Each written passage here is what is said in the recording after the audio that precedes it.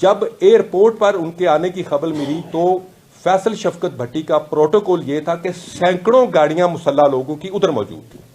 शूटरिज्म नहीं चलेगी। अब गरीब आदमी, मिस्कीन आदमी, फकीर आदमी, उसकी हिफाजत करना स्टेट की जिम्मेदारी है। ये जो नैरेटिव उनकी तरफ से बनाया गया कि मैं अपने आप को गिरफ्तारी देने के लिए लेके जा रहा हूं, मैं उस नैरेटिव की आपको हकीकत बताता हूं। हुआ ये कि इन कत्लों में, इन 6 कत्लों में फैसल भट्टी और इसके दोनों बेटे इश्तिहारी होके मुल्क से फरार हो चुके हैं। 2 बेटे इसके अभी भी मफरूर हैं।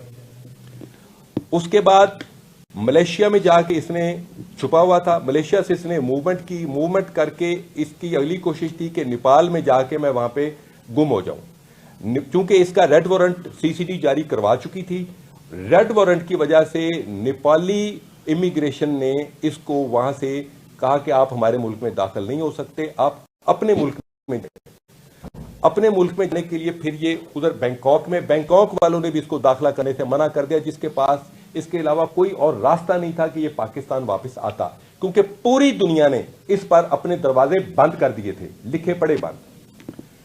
उसके बाद जब इसने वहां से मूवमेंट की, सुलह